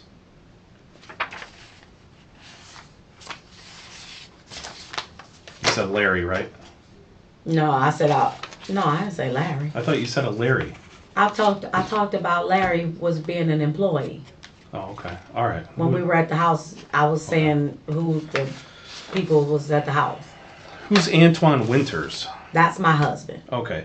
So you'd remember if he was there. Is that correct? No, not really, cause Oh, you wouldn't remember if your husband was there? All right. Let's cut to the chase here. All right. Yeah, let's cut to the like- chase. Yeah, let's cut to the chase. You are lying so badly. It's almost hard to even like contain myself. You are so full of crap. It's not even funny. What am I full of crap about? And this is what I'm going to say, Linda. People make bad decisions sometimes. And I've been in this room with a lot of really bad people. And I think that I don't think you're a bad person. I think you're somebody who made a bad choice and a couple bad choices. Okay? Mm-hmm. So, I will tell you this right now. This document right here is fraudulent. And you know. From where? Want to go through it? I'd be happy to go through it with you. See this document right here? That you filed at the county clerk's office, at the Register of Deeds. You filed this. You said that's your signature. You said that this notary public was there. Okay? All of that, No, right? not at the Hold on bottom. a second. Let me just explain to you. This person has to be there when all these people sign and they put the stamp, right? You altered the stamp. You didn't even spell this correctly. How This did I guy's- alter the stamp? This guy's commission has been expired since 2022. Okay? This document right here, fake, fraud. That's not what he told me. Nope, that is totally, this is you right here. This is a fraudulent document you turned in. I did sign this. Yeah, that's correct. You signed it and you turned it into the Register of Deeds on November 1st. Which is how many days after Steve died? So here's what really happened. 13. Here's what really happened, Linda. Is you took advantage of a situation, and I don't know. I don't walk in your shoes. Maybe you have some financial issues. Maybe you need some money for something. I don't. But you were taking advantage of these people. You tried to get their house. You tried to put it up for sale. You tried to put this house for sale that you filled out and filed a fraudulent document for. You tried to put it up for sale. I did. Yeah, in the last couple days. No, Week. not 2 the weeks. last couple of days. 3 weeks. But Within the last 2 weeks. I did. You tried to put it up but for I sale. didn't deny that. When you filed this fraudulent piece of crap form right here that you made. That's what happened. I got you on camera walking in there. Got you on camera filing this. That's But your signature. I said I walked That's a in there. fake. That's a fake notary. And guess what? They're not called notary republics. They're called notary publics. You said I altered. You altered this document. It's a fraudulent How document did I that alter you it? altered it. You forged it. You made it. Either way, it's a fraud. No, I didn't. It's I a can fraud. give you the number to the guy. Okay. I already looked them up. I already found them. You know how hard it is to find those people? It's not. Listen, I know that. So let's get into another one then. Let's talk about this document, since we're going to talk about documents and being fraud. Okay? This document right here, you're lying about. You've already looked at this document. Are you really that ignorant that you don't know what this document looks like? Well, I got new glasses. Oh, you got new glasses now, man. You're full of excuses. This is hilarious. This is the confrontation break. The detective drops the Rapport-Building Act entirely, directly accusing Polk of fraud and revealing the notary's commission expired back in 2022, meaning the document is fabricated, not just questionable. He confirms he was on her camera filling it and forces the timeline that matters most. She filed the fraudulent deed on November 1st, days after Steven died, then tried listing the house for sale within 2 weeks. Her excuses grow visibly weaker, deflecting with claims about new glasses rather than addressing the forged notary stamp. This is hilarious. When I looked at the paper, I did. This document right here, you said, hey, yeah, he was there, Steven was there, she came and notarized it. Yeah, I don't remember who was there, but it's Antoine Winters, who's your husband, who you would remember. Kendra seems to be showing up in a lot of these. This signature up here, who the heck is that? Jill can't even hold a pen. Whose signature is that right there? Jill can hold the pen. Whose signature is that right there? You're saying Steve's, because you say Steve was there. Guess what? Steve was on life support when this document was signed. Steve never was on life support. Yes, he was. Steve was And intubating. and you know who told him? And you know who told the doctors at the hospital to make him comfortable because there was nothing else they could do? It was you. Because it was nothing else they could do. Okay. No, I'm saying you said because it was nothing else they could do. That's, yeah. They told me Steve was going. Right. I said, okay. And you said make him comfortable, take him off life support. I didn't tell him to take him off life support. Aren't you a nurse? Yes, I didn't tell him to take him off no life support. So all these doctors are lying. All what doctors? Do you understand English? Like, Listen. I'm really having a hard time here because I'm asking you a question. Doctors, what doctors do you think I'm talking about? I only talked to one doctor. You talked to one doctor. How many times? I talked to the doctor 3 times. Okay, what's the doctor's name? I don't remember his name. Okay, I only because talked you to know him why? 3 times. You know why? No, why? Because you're lying. I told you he was at McLaren. Yeah, I know. And the medical records at McLaren say that they spoke to you. I said I spoke to him. And that you said that you were the niece, you had power of attorney, and that to make him comfortable, make him comfortable because he needs comfort care. There's nothing else they could do for him. That's not true. That's not true. No, because why would these doctors lie about that? Because they're doctors. But you're lying. So I would sit here and go, well, you're already caught in a lie. You're caught in a bunch of lies. I just told you when you asked me. When you asked me, I told you. I said, Linda. At least let me say this. Go ahead. When you asked me, you said you asked me about the doctor. I said they called me when I was in when we got to Turkey and said they was trying to reach me because Steve was going and he was going to have a heart attack. Mm-hmm. And they were keeping him comfortable. Mm-hmm. And I said, okay, call me with an update. They called me back 30 minutes later and said that he was gone. Yeah. He had a female nurse that day, and it was only one male doctor. So you definitely got caught off guard today, and I'll give you that. But here's the thing, is your story's so outstretched and it's got so many holes in it. You already committed fraud right here. So to me, this is already like, whatever. But I think I just need to bottom line you right here, is that you don't seem like an evil person. I'm not an evil person. But I think you were going down. But I've never taken advantage of her. I love her. Okay, well, it kind of looks like you're taking advantage of her. How? I asked him to let me take her take everything that he had. I take care of myself on my own money. Yeah. Okay. If you was the, I'm just saying, there's people that you can call. I mean, you're just kind of, digging that hole. But I did say it. I said. Here's the time for you. Jill can come to my house. Here's the time for you to tell the truth. Now's the time for you to tell the truth, because guess what? Yeah. Guess what?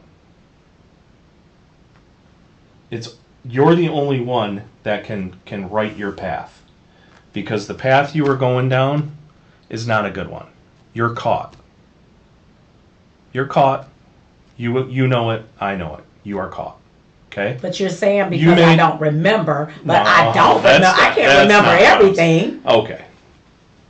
I've been doing this for a long time. I've sat here and interviewed a lot of people, and I just know when people lie to me, I get lied to constantly. Okay. I believe you. And what you don't understand. What you don't understand is that, what's your son's name? Did you say you had a son or a daughter? I have a son. You have a son. What's your son's name? Jeremy. So when Jeremy was little, and this is just kind of like for instance, right? So if Jeremy was little and you were in the other room and you hear your favorite bowl or vase or something like that fall on the ground and break, and you walk around the corner and it's just Jeremy standing there, and you're like, hey, what happened to my vase? And he's like, I don't know what happened to that vase. I have no idea. I don't know. I don't remember like where I was standing or anything when that vase broke. I don't really know. Or you walk over there and you said, hey, Jeremy, what happened to that?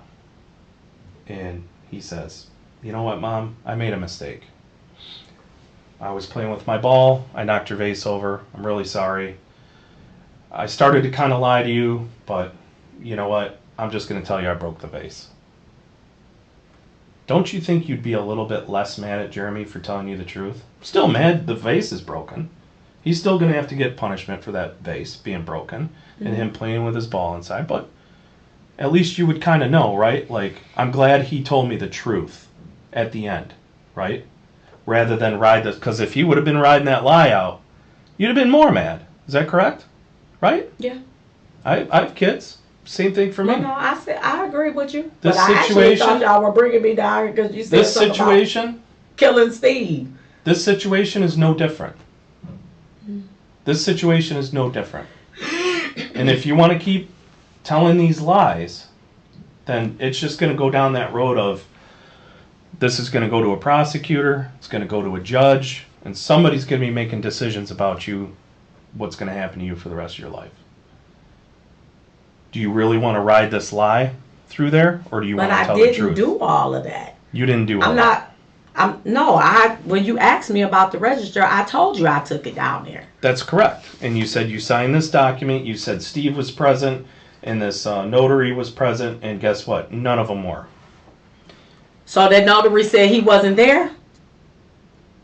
This is fake. How do I know he was fake? Wow. Okay. So you're saying Steve set up a fake notary? Listen, this But man, you turn this in, this stamp right here says 10/14, right? October 14th, 2024. Right here, right? Listen to me. Because I'm going to say the same thing, but I do need you to hear me. I don't know who this is. This was a registry notary who came to the house. I don't know this person, but he came to the house. Okay, on October 14th. Yes. Okay. What if I told you that's a complete lie? How? Because he came. Okay. That's a complete lie. Oh my God. Well, who was he? You tell me. Was he an imaginary friend? Was he just somebody that didn't exist? You're caught. Linda, Sir, please listen to me. You're really going to ride this out. You're totally freaking caught. I'm not riding this out. This guy came to the house. That's okay. That's fine. I own everything you asked me. I own, but I'm not taking the... You own? Yeah, I'm not... This is their house. You're trying to steal their house. No, that's not what I said. You were trying to steal their house. Listen. Steven wasn't giving you that house. Oh my God. Steven wasn't giving you that house, and I can't believe you think anybody believes that. Oh my God, this is crazy. It is crazy. It's crazy that you Listen. think anybody's going to believe your crap. Listen. You're so full of it. Can It's you not call? even Can funny. you call Jim Fajan? Oh, I will. I already talked to him. Okay, so he Yep. didn't tell you. Yeah, I got Jim Fajan. I got everybody you talked to. Well, And I everybody's lied. saying the opposite of what you're saying. So what The are you going to do? What you mean? You're trying to get money from Merrill Lynch. You're trying to get them to send money. You went over to the funeral home. You had them cremated. That's not what Jewish people do. That's what Jill said she wanted. Okay. She talked to his Jill, who's not even able to sign a document like this power of attorney. And I guarantee you, when I start peeling the layers back further and further, you're going to be, there's going to be a lot of money being transferred and different things like that. But what I really want to know is, money. how What are come you you talking didn't? about? How come you didn't tell the family that Steven died? I couldn't talk. I called. When I felt like I could talk, I did. By the time I called Mickey, I didn't call. The son had called me. Not called me. He texted me. What son? Jeff. Mm-hmm. Jeff had texted me before I could even call him back. Right. So you say you're in Thailand October 19th to October 23rd or 24th. You're not sure. You're sick. You lost your voice at that time. I'm still recovering now. The detective's vase analogy is a classic minimization play, offering her a face-saving path to confession by framing honesty as the only way to reduce consequences. It doesn't land. Instead, Polk claims Steven himself was on life support at the exact moment she reportedly authorized comfort care, contradicting her own earlier denial. The detective also reveals the notary never showed up and directly names it. She was trying to steal their house.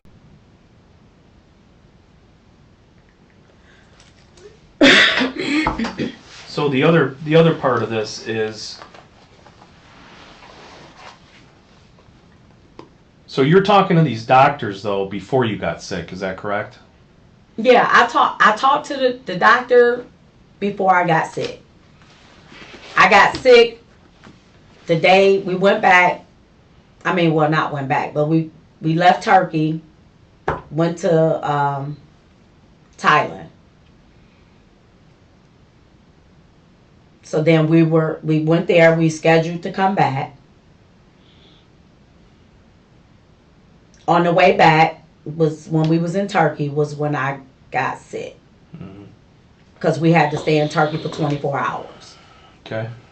So I started getting just chills, sick. My throat was hurting, it was scratchy, I couldn't, it was just, I was sick. My eyes was running. The next morning we left out. I didn't have a voice that day. I didn't have a voice for about 3 or 4 days.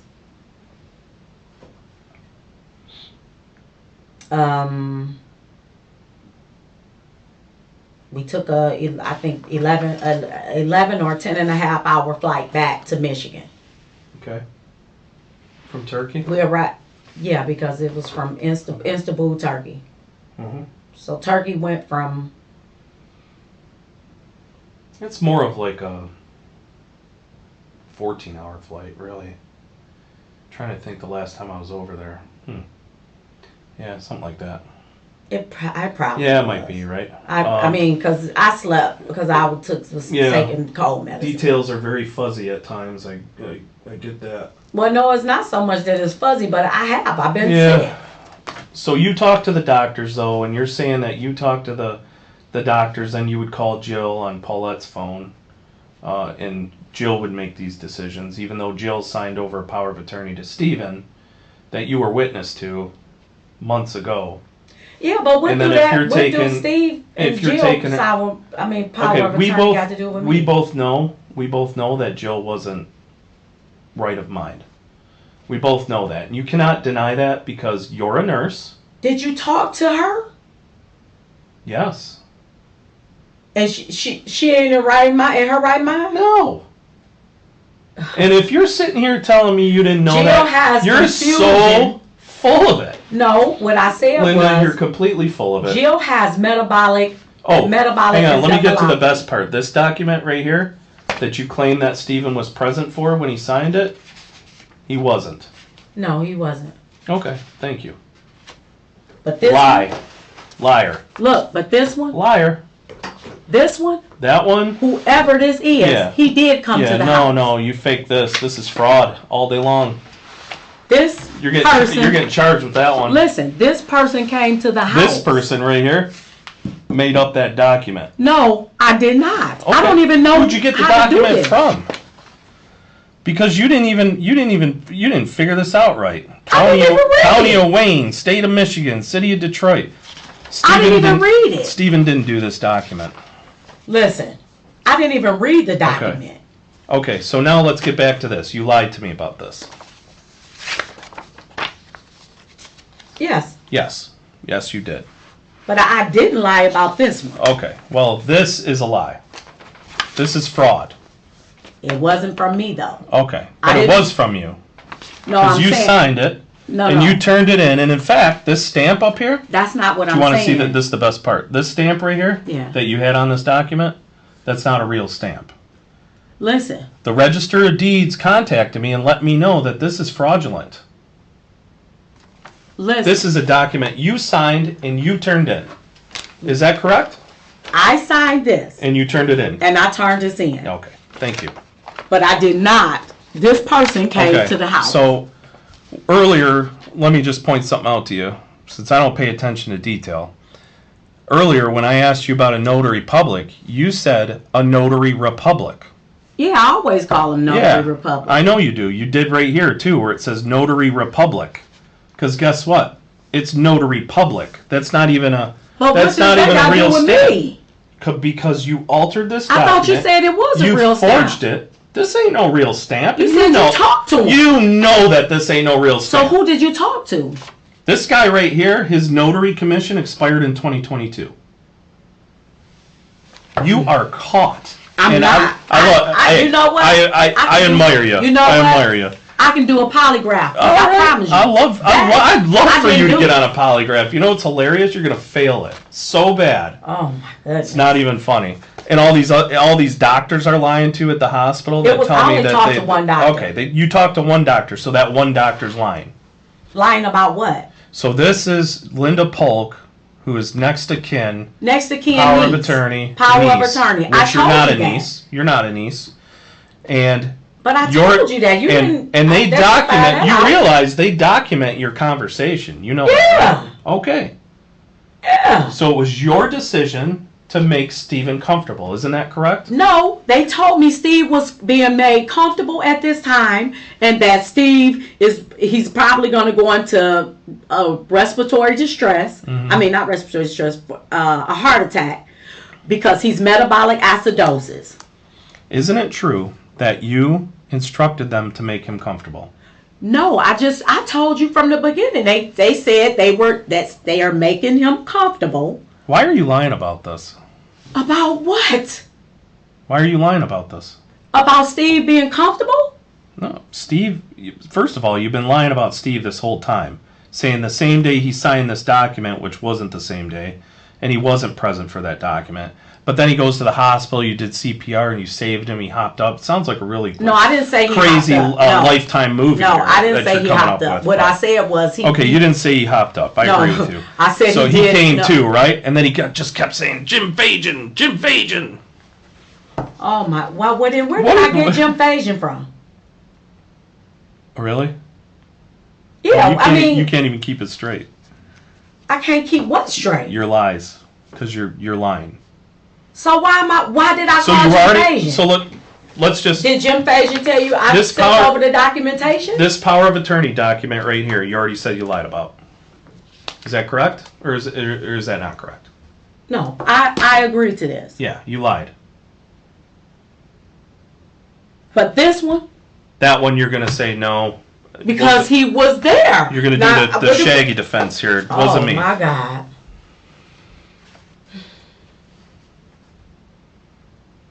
Good luck. Well, I'm gonna have to take my chance on it because Yeah, sure. No listen, problem. this person, was there. All day long, we'll take our chances on it too. No problem. You took a fraudulent document because you were trying to steal these people's house. I wasn't trying to steal anything. Oh, yeah, you were. Nobody was going to ever buy any of this. Buy And then you any tell, of oh, Katie, I want to make sure Katie gets her $250,000 and, you know, the other $250,000 going to go to Jill. $250 go to Jill. Yeah. I don't know how much is left in there.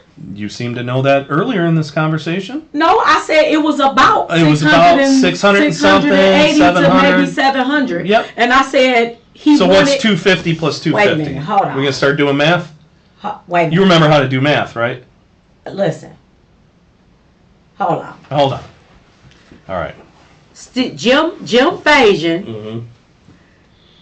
If you look on my phone, you will see Katie's mom texting me about money. Let's talk about Katie. You know what? Let's talk about Katie. Wait a minute. I'm trying to. So go ahead. I mean, I'm not going to believe you, but go ahead, though. Believe me on what? I'm telling you. You're going to tell me the truth now, all right? I am telling you the truth. Go ahead. Katie's mom wanted to know about the money.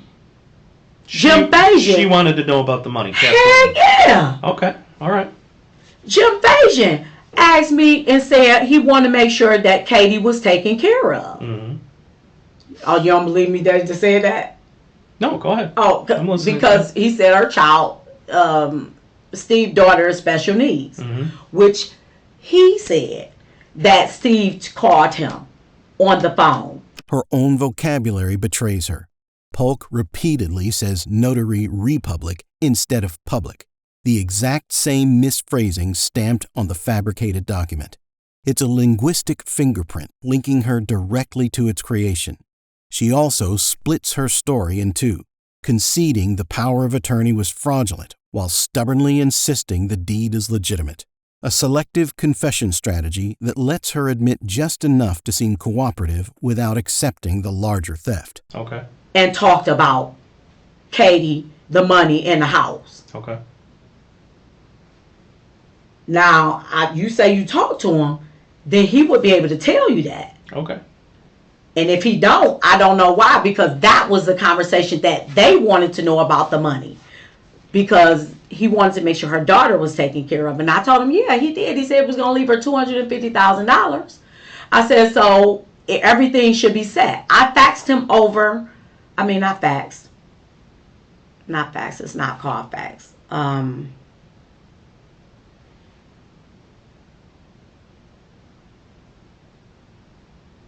Not fax. It's another one. Can't remember what that is either, right? It's not email? No, not email. Scan. Okay, Scan. So scan. I scanned over the documents because I got a text from Jim Fajan asking me for the information. How about when Katie tries to call Steve's phone? Steve's phone nobody answers, and she texts Steve's phone, and somebody responds, "Who is this?" She says, "Katie, your daughter." And then that person proceeds to respond with acting like they're Steven and that they'll call them. What do you mean? Do you remember this? Do you remember doing this? Texting Katie on Steve's phone? Text? No. No? You don't remember that? No. Okay. That was on October 25th. That was 6 days after Steven was already dead. Okay. I mean, listen, the phone you know was what? at the house. You know what? Like, I'm good. Like, you don't really want to be honest. I'm being honest. More than one person is at the house. You're not fooling me.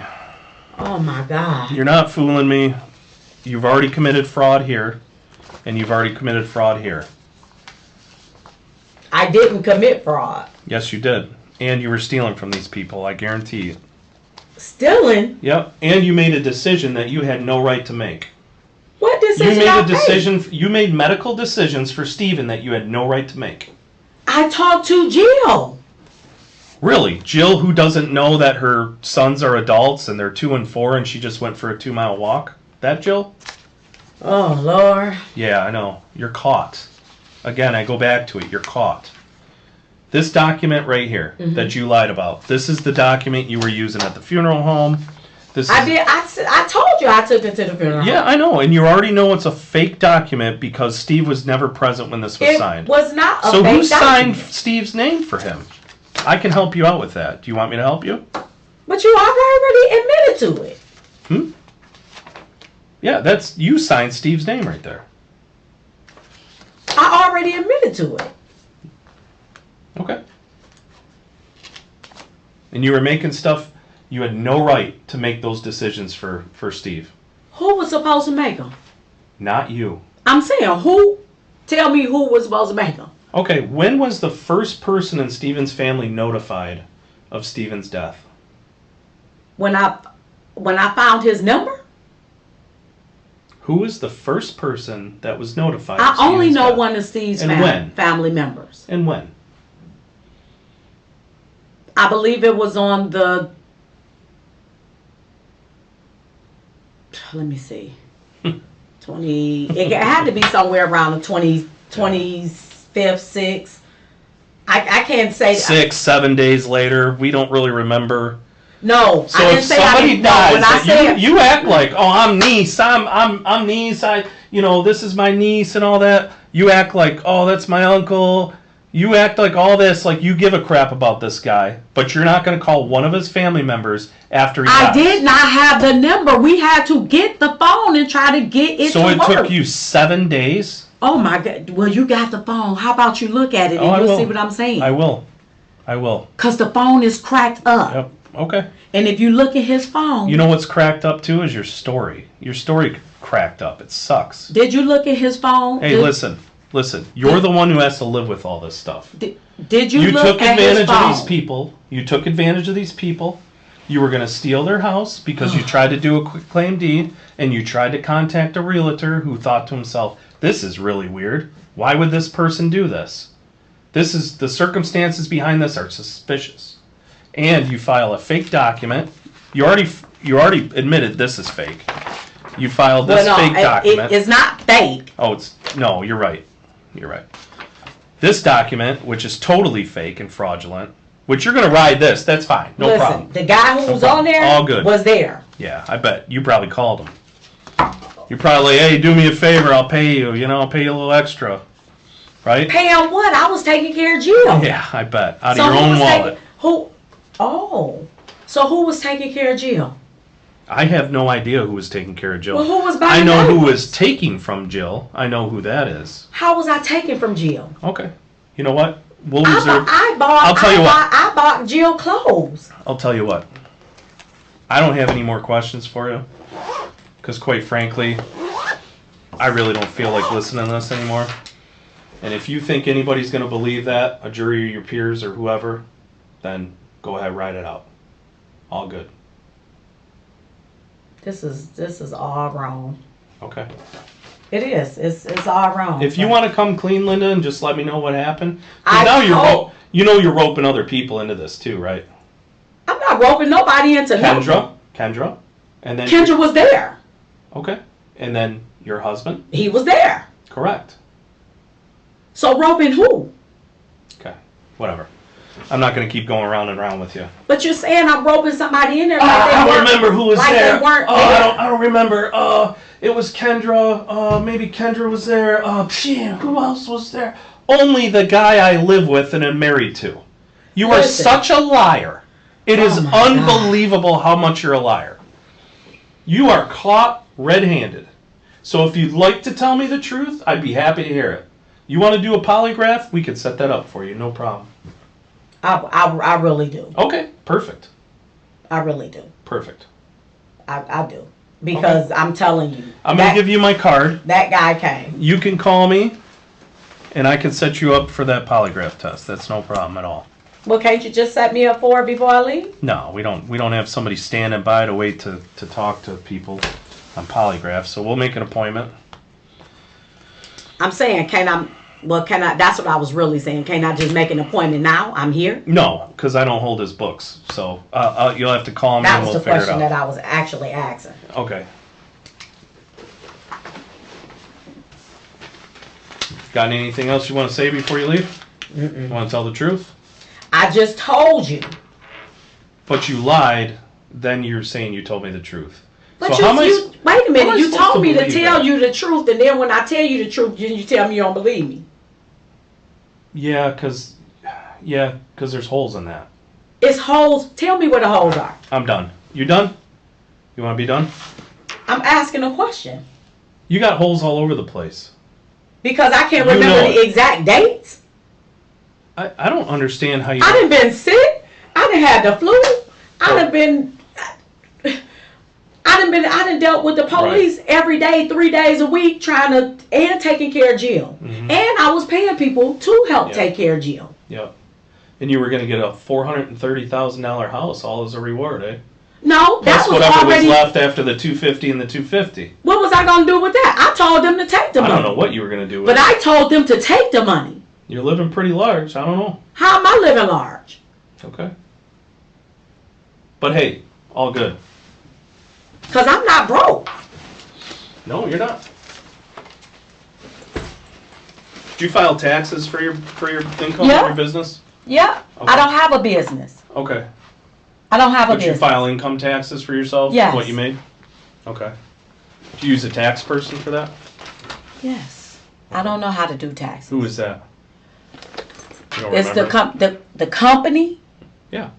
The company is on Gratiot and Van Dyke. Okay. True taxes. True taxes? True taxes. True. So you file federal and state taxes? Federal, is that correct? state, and I file city. Okay. So for $12,000, roughly $13,000 a month, you have a tax record for all that? Not for $13,000 a month, because I don't make the $13,000 a month. Okay. Because other people were paid. Yeah. So what do they claim taxes too? I can't tell you what they do. Okay. All right. All right. Polk is arraigned on 8 felonies in the main case: first-degree premeditated murder, 2 counts of forging documents affecting real property, embezzlement from a vulnerable adult involving between $1,000 and $20,000, 2 counts of identity theft, and 2 counts of illegally using or selling a financial transaction device. Her bond is set at $1 million cash or surety. If released, she's required to wear a steel cuff tether, and she is ordered to surrender her passport. Her preliminary examination begins on August 1st, 2025, and concludes on August 29th. Prosecutors present evidence alleging that Polk wrote herself a $6,500 check using money belonging to Steven Zarnowitz's wife, Jill Margolick, and placed the couple's house on the market less than 2 weeks after filing an allegedly forged quitclaim deed. District Court Judge Carrie Fuca finds sufficient evidence to send all 8 charges to the Macomb County Circuit Court for trial. Then, in March 2026, the case takes a sharp turn. Macomb County Circuit Judge Matthew Saba dismisses the first-degree murder charge, finding that the evidence was insufficient to establish that Polk legally caused Zarnowitz's death. The defense argues that Zarnowitz died from his underlying medical conditions and that the ultimate medical decisions were made by his doctor. Prosecutors maintain that Polk's alleged actions shortened his life and seek appellate review. Polk is subsequently released on bond, while the forgery, embezzlement, identity theft, and financial device charges remain pending. On July 15, 2026, the Michigan Court of Appeals grants the prosecution permission to appeal the dismissal of the murder charge. That does not reinstate the charge by itself, but it means the appellate court will consider whether Judge Saba's decision should stand. As of July 20, 2026, Polk has not been convicted. The financial charges remain unresolved, and the murder charge appeal is still standing.